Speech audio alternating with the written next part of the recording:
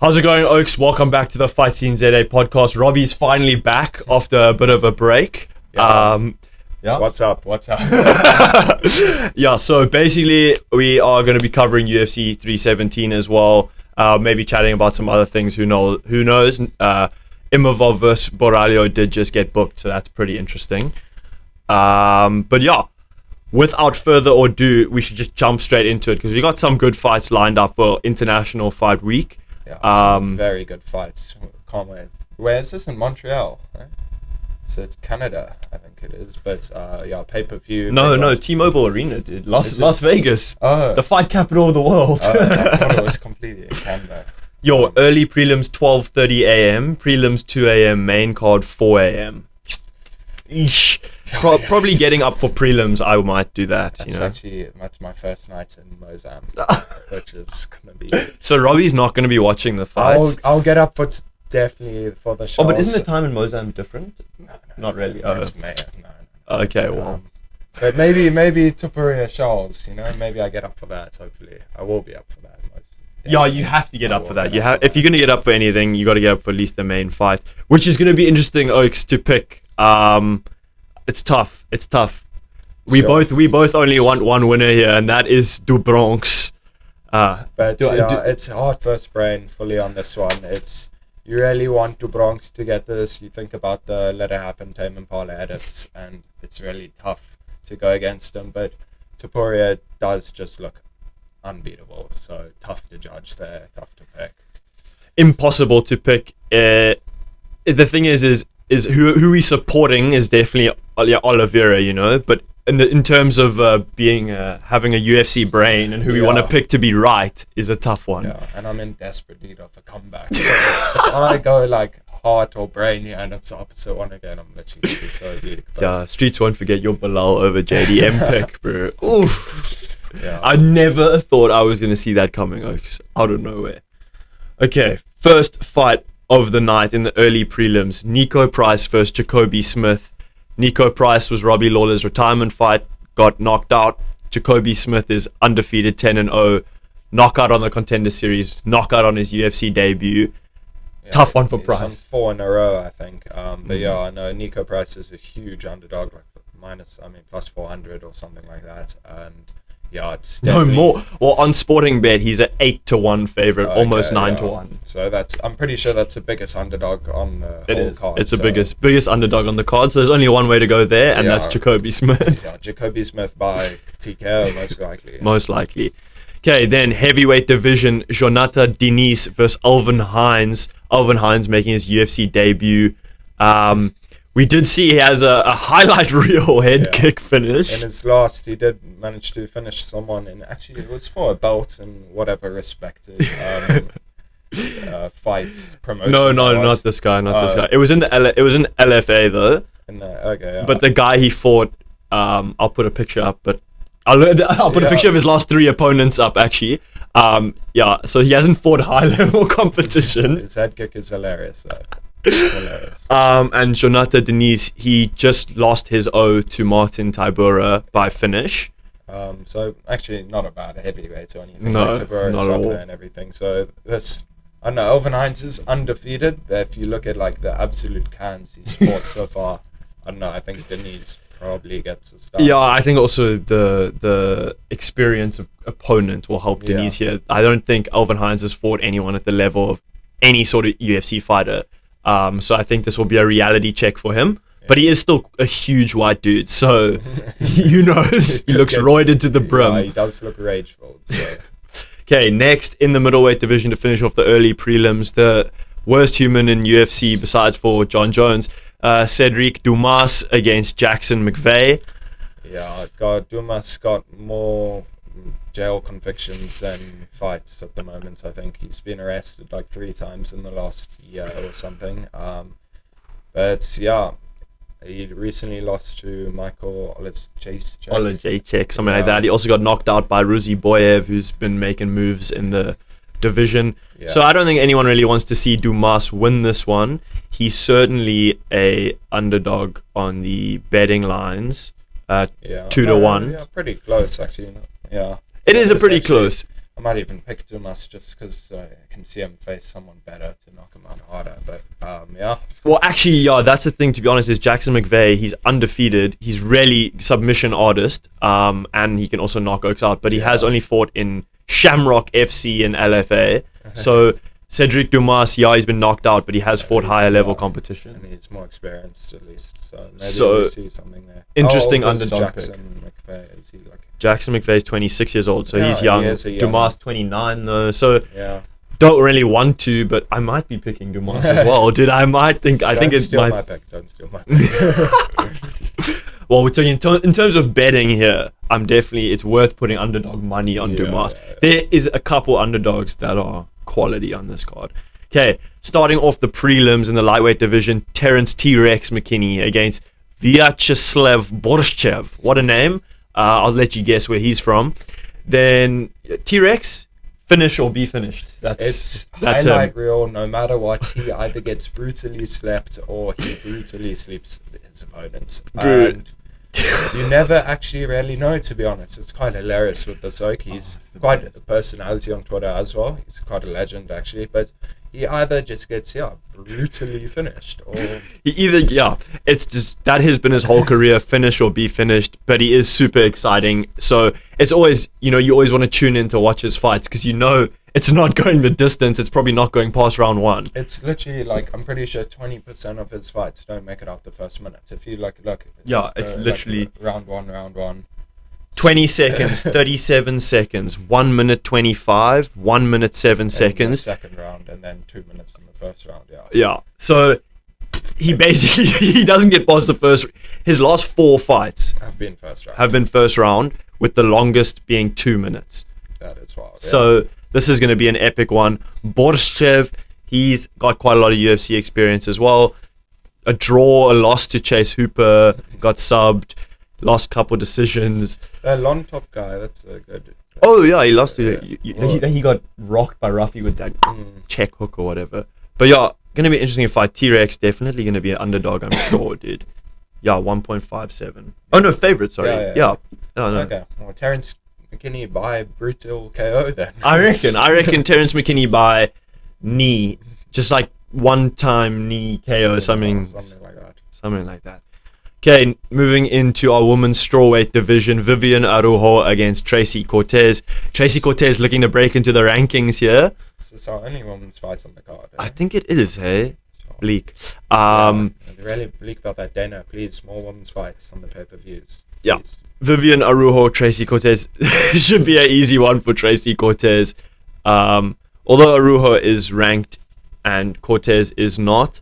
But I think Cortez has a bit more UFC she's just a bit better. She only had lost once before she recently lost to Rose, so only like 2 losses on the record there. And then against Araujo, I think it's just a bit older. It is just that both of their last 5 fights, all by decision. All of them. Not a single finish in 10 fights between them. Yeah. Absolute just unanimous decisions. So I think we know which way this one's going. Tracy Cortez by unanimous decision against a 38-year-old Vivian Araujo. Just decision. Put all the money on that, honestly. Will fight go the distance? Probably like 1.25 odds or something. Okay, now, luckily we go from that to a banger as well in the featherweight division. Haider Amel, who's undefeated 11-0 against Jose Miguel Delgado. Haider Amel, his last fight against William Gomis, took the decision win. He's a bit older at 35 against the 27-year-old Delgado, but I think Haider Amel is so good, well-rounded. What do you reckon? I've seen quite a lot of hype on Twitter recently, saying I don't know, Haider Amel seems to have quite a lot of fans. He's Filipino or whatever, but a lot of people when it's his fight week get excited about it. He's quite an entertaining fighter. And he's got 2 knockouts and then a split decision with William Gomis, which was a banging fight. I remember. Undefeated as well, so obviously he's got that. Delgado only got 1 loss as well to him, so literally going to be a banger fight. Yeah, Delgado's also flipping insane, dude. He's on a 4-fight KO TKO win streak at the moment. 5, and even before that, he got a sub. So he's well-rounded, and he got a KO in the Contender Series and then KO in his debut. So he's also the real deal. Going to be a banging featherweight match. I think there's going to be a finish in this one, definitely. I reckon so. It's actually a tough one. Is Haider Amel the favorite? I would presume he would be. Yeah, there. Oh no, he's actually the underdog. That's Sure. good. See, I told you there's a lot of good underdogs on this, There Oaks. is, yeah. I think, I don't know. Yeah, I think a finish is coming our way, How but it's gonna be can close. he actually be underdog if he's undefeated? And that is I wild. guess because Delgado's on such a big finishing Yeah, streak. but look at. But he's never. But Amel's never been finished, so it's like. Yeah, Am also has 3 like KO TKOs in his last 5. I mean, Yeah, no, he's. maybe was that William Gomez fight like a close one? I'm checking now the actual I'm stats. pretty sure It was split decision. It was split, yeah. But look, dude, it was all striking. Haider Amel outstruck him 164 to 116 total. He got 1 takedown. He got 2 some control. Yeah. It was a good fight. I remember it was one of the first ones I actually covered when I started doing this. Oh, okay, yeah. It was a good fight, but I can't believe Haider Amel's an underdog. That is great underdog money right there. I mean, Delgado could be him, but like He could be. Maybe I haven't done enough tape study on Delgado, but I know Haider Amel is the real deal, and I'm very surprised he's underdog. Okay, our feature prelim of the night: Jack Hermanson against Gregory Rodriguez. 37-year-old Hermanson, 33-year-old Rodriguez. Everyone knows Rodriguez for that huge cut he got a couple fights ago and just kept going through and won the fight. What do you think about this one? Sure, I mean, Gregory is quite a roided up middleweight. I mean, he is absolutely massive. A lot of people, he's Robocop, huh? Yeah. He's quite a scary middleweight to face. Got like big knockout power and stuff, but he is definitely beatable. I mean, he's lost 6 times. So Hermanson's lost 8, but Hermanson's a lot older. Yeah, he's got a lot more experience. Rodriguez did just get knocked out by Cannonier as well, but Hermanson doesn't really have that knockout power. But I do see a route for Hermanson to just wrestle, and I can see a Hermanson decision again. Another great underdog there, big underdog as well. But again, Rodriguez could very much catch him in an exchange. But that's the thing, that's the thing with betting is it's always it could go either way. But when you have someone like Hermanson who has a path to victory at a 2.65 underdog, it's something to look at. It's something to contemplate. And then so that wraps up the prelims. Now we move into the main card of UFC 317. These fights have to deliver because we've had Baku 2 finishes only. I mean, I think already there's going to be a few finishes in those prelims. So I think already, hopefully by this point, we're still chilling. Yeah, hopefully there's been some finishes in the prelims and stuff. But yeah, like with UFC Baku, it was such a banging card, but it just didn't deliver what we thought it was going to be. That one like fight of the year contender in the main card. Yeah. But other than that, it was so. Hopefully for International Fight Week, these fights are banging. Yeah. So let's hope they deliver. But without further ado, to start off the main card in the bantamweight division, Frank Ocean's boyfriend Peyton Talbot takes on Felipe Lima. This is a great fight. This is 2 only lost once before, both with huge hype. Lima doesn't really have the hype on him yet, but that's why I think the UFC kind of match made this fight, just because Talbot has that big name and big hype. And Lima is actually someone that could really go far. And then this is a huge one for Talbot to see if he can bounce back. Yeah, this is a big test for Peyton. Yeah. He needs to, even if he loses, he's got to make it close at least. He can't get knocked out or dominated because that'll be bleak for him. Yeah. Felipe Lima is the more stockier fighter. He is coming out on short notice and bantamweight debut.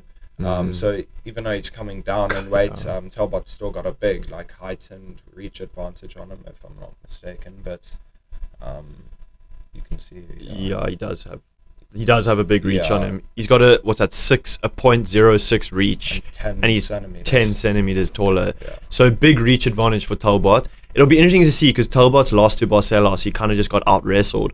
So Lima's obviously more of a striker, I'm pretty sure. Yeah. But it'll be interesting to see if he opts to go for a little bit of a takedown. He subs. He does sub, but he is a striker though. That is his normal kind of fight style. So it'll be interesting to see if he mixes it up, maybe decides to go for the ground game and try win that by decision. But it will be interesting, of course. I'm trying to find his last fight here. He 30-27, only 2 minutes or 3 minutes of control time, 2 takedowns, and then 60 strikes. So I think he might start going on the feet with Talbot, but if he maybe finds he's not winning it, he might opt for the ground game. But I guess we'll see. I still think it could be a good fight, though. It's certainly in the first round when Oaks are fresh and up, it could be good. maybe Lima wears on him in the later rounds. Tough one to pick that one though. Next up, lightweight division, Benny Dariush against Moni Moicano. Show me the money. 36 versus 36. Interesting fight. Stylistically, interesting matchup. Sort of a wrestler with Dariush, more of a striker, Moicano. Yeah, this is an interesting one. I haven't really heard Moicano come out and say that he cannot afford to lose yet. So it's actually tough to pick, because when he says that, he doesn't lose. And I haven't heard that yet, but this is an interesting one, because like Dariush needs to get rid of those washed allegations. But I mean, he's lost 2 of his last 2, but it was against Oliveira and Saryukin. So fair enough, it's hard, but it's been a big layoff for him now. So tough. Well, yeah, I mean, and we've seen that he can get finished before. Moicano is not even a big finish artist. He's only got 2 wins by KO TKO. But he finished Jalen Turner somehow. So I don't know if he'll necessarily finish Dariush, but Moicano is obviously also so dangerous on the ground, but then so is Dariush. Yeah, so it could be a good stand-up battle. Yeah, which I think it will lean in towards that, because I don't know if... I think Dariush has more power in his hands. Yeah, though. that's the thing. But we have to see how... It's been so long since we last saw Dariush, so... Or at least saw him fight well as well. Exactly. Yeah. So it will be interesting, the Unks going at it. Gotta go for Moni in this one, bro. I just think it's I don't know. I just I gotta back my boy, but I don't know. Maybe I'll have to think about it a bit later. It is another brain versus heart there, and I hate when my favorite fighters fight. Yeah. It's just not nice. And then Talbot versus Lima. I think I'm gonna go for Talbot. We didn't cover that, but I think Talbot, bro. He is a 2.5 underdog against Lima. I think here's the thing, dude. I think Lima is actually better and well-rounded, but I kind of want to pick Talbot. Yeah. But also tough, dude. I think Lima. I'll let you make your picks. I need to make a comeback, so I'm gonna. My main comp picks have to remain silent. Yeah, fine. Okay, so then Benny versus Moicano. Now, flyweight division, Brandon Raw Dog Royval against Joshua Van on short notice. This is going to be another banger fight. Probably not a finish. Flyweights, pillow hands, granite chins. It's tough for them to knock each other out, but their frequency of punches is ridiculous. Yeah, the amount of output from these Okes, they just land consistently. It is so fun to watch, and I think this one will be pretty similar. I wonder if they're going to mix up with some wrestling, because these Okes are kind of strikers, but I can probably see Brandon trying to go for the takedown, especially if he's being pieced up, which I could see. But also counters, Van could have good counters. This is only a 3-rounder. Huh? Yeah. Okay, well that's big for Josh Van, because 5-rounder Brandon Royval would take it there, but this could be interesting. I think Royval will try and mix in some wrestling, but I think Van will do well with his get-ups and stuff. I know Royval has such good cardio. He's fought a lot of 5-rounders already before. Josh Van obviously has never been. No. He has a lot of decisions and stuff to get to the 3 rounds. He has a great gas tank, but if it was over 5 rounds, he might be in trouble. But I think 3, he could be okay. But it'd be interesting to see him on short notice against Royval. Who knows? It could be an interesting fight. I definitely want to pick Van in this one, but Royval is a good underdog for sure.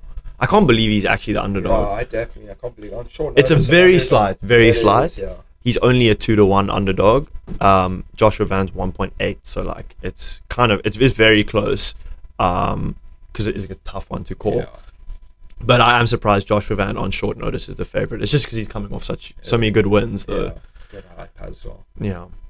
Okay, then our co-main event for International Fight Week for the flyweight strap, Alexander Pantoja against Kai Kara France. I'm excited for this one. This is going to be a cool one. Pantoja is literally, I think, the flyweight GOAT at this point. I've been thinking this recently, but the only thing is obviously Mighty Mouse has more defenses, but I think Pantoja's resume is better than his. Pantoja now recently has just been I would like to see him maybe get a few more finishes in there. I mean, he did finish Asakura by sub, in the most recent one. That was nice.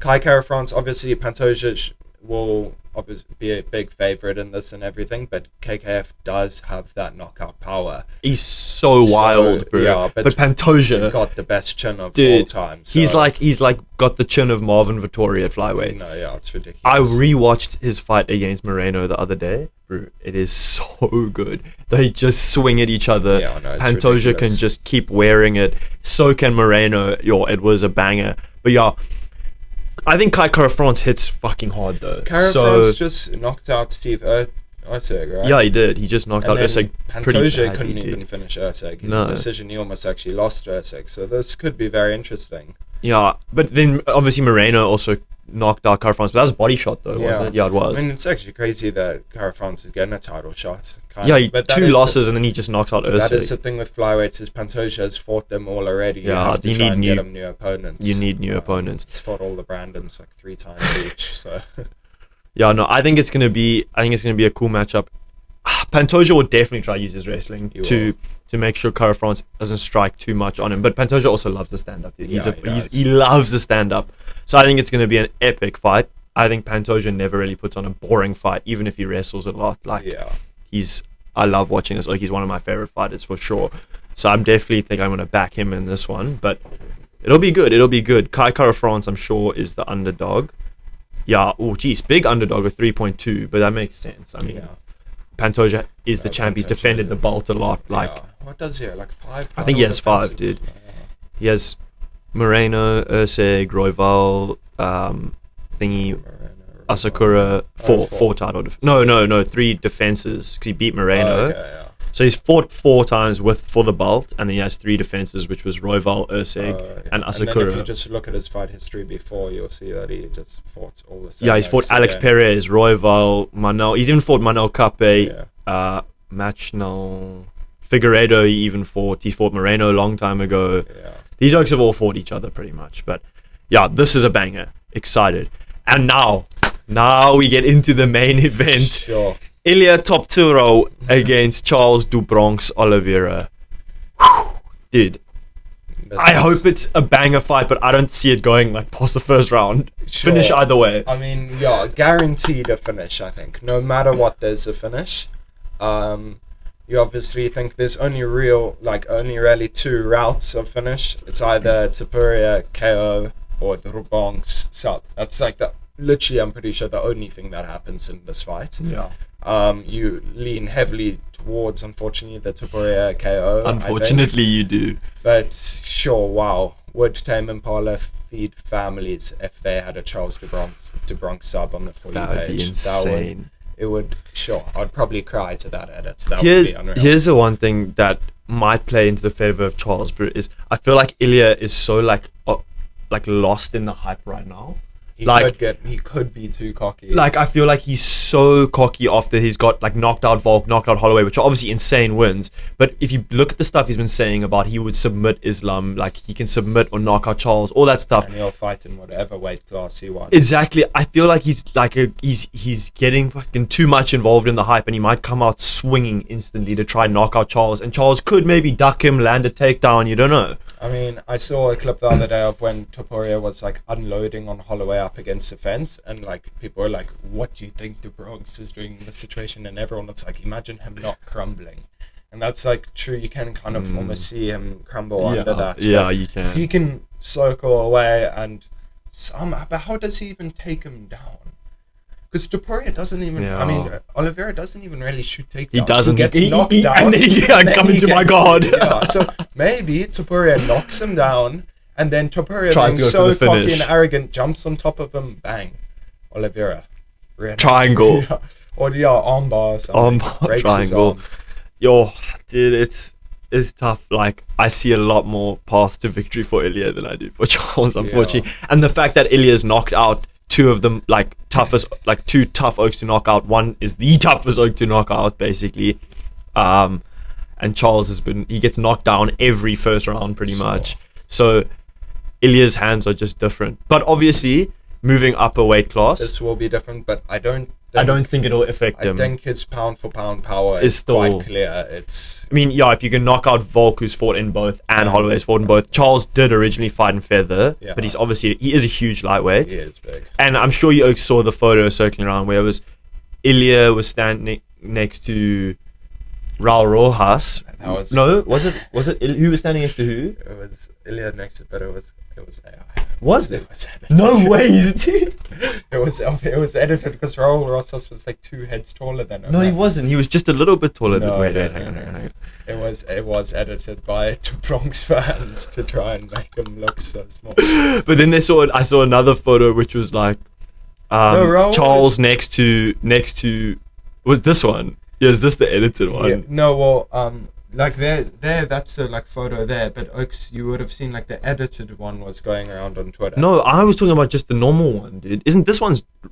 That could be the edited one as well. I don't think it was edited. I'm pretty sure. And then you look at Raul Rojas next to Charles, and Charles is bigger than Raul, bro. Yeah, no, well, that's the thing is Topuria was small short for featherweight. Yeah, he isn't small. He's 5'7" or whatever. Yeah, but yeah, Charles is like 5'10", 5'11". He's 5'10", I think. Yeah. So it will be his reach. He's big reach. But the thing is I don't think Charles's weight will play into a factor really. I don't think he'll like be able to weight bully Ilya, and I don't even think his reach will help him. I just hope the weight cut is fine for Charles because he needs all that chin to be there in order to survive this one.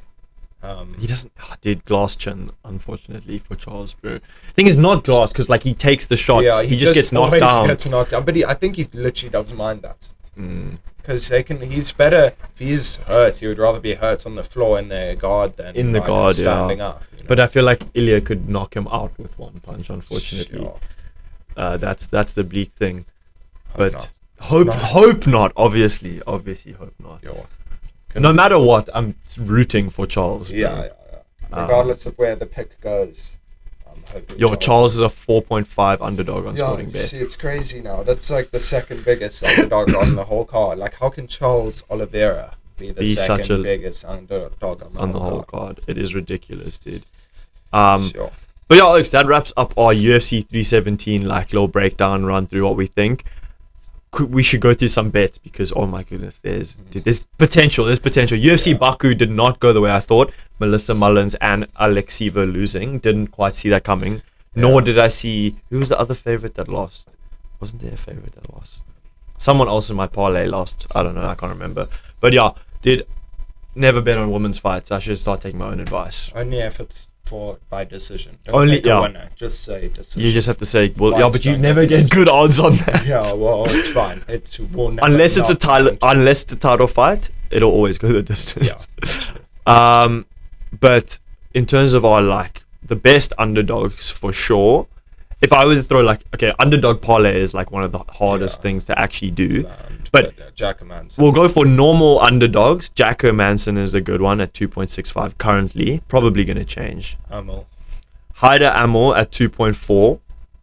And then Royval's just a 2-1, but still underdog technically. Yeah. It might change when it comes to. I mean, Dariush is also a little bit of an underdog. Dariush also a 2-1. Cara France, I don't really think has a chance. No, I don't think Cara France will win. Cara chance.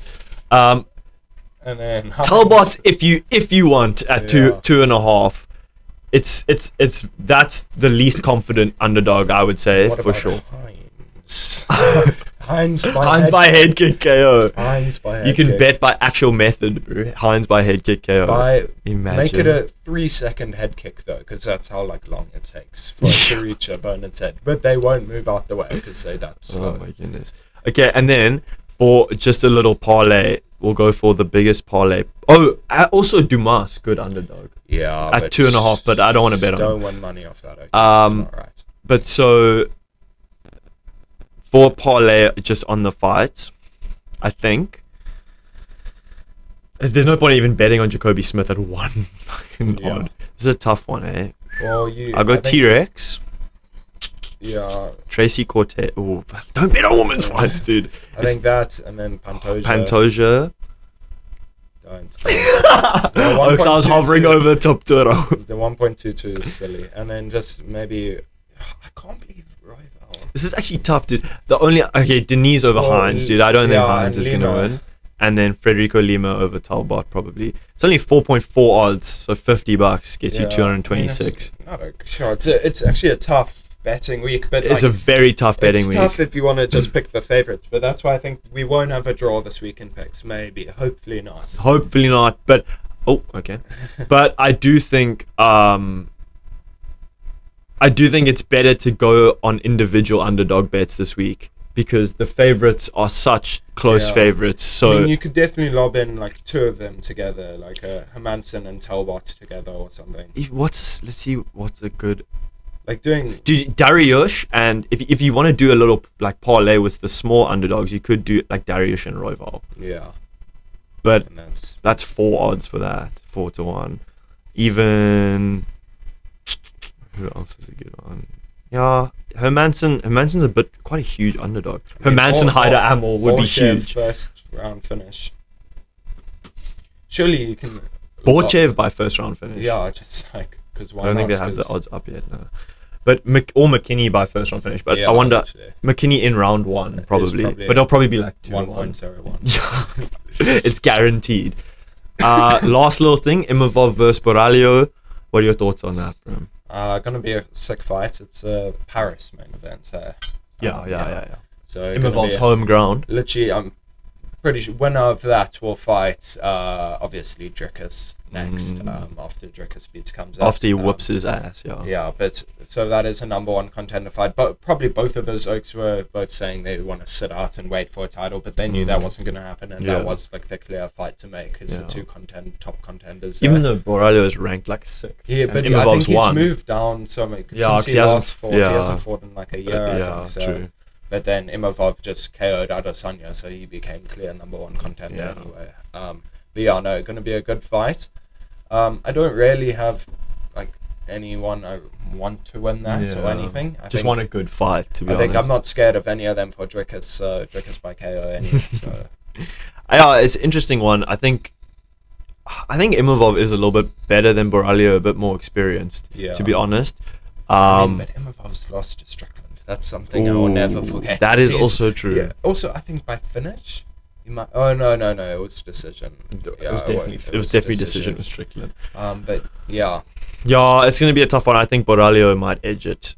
I mean, I think Imavov might edge it, or I think Imavov has the edge. I think he's a bit better. Be a really good I think fight, I think it'll be a banger. I definitely do think so. I'm keen for that one. But when is that even? Sure. Well, it's probably in like 8 weeks' time. Yeah, it'll be a while. They have to have their camp. Yeah.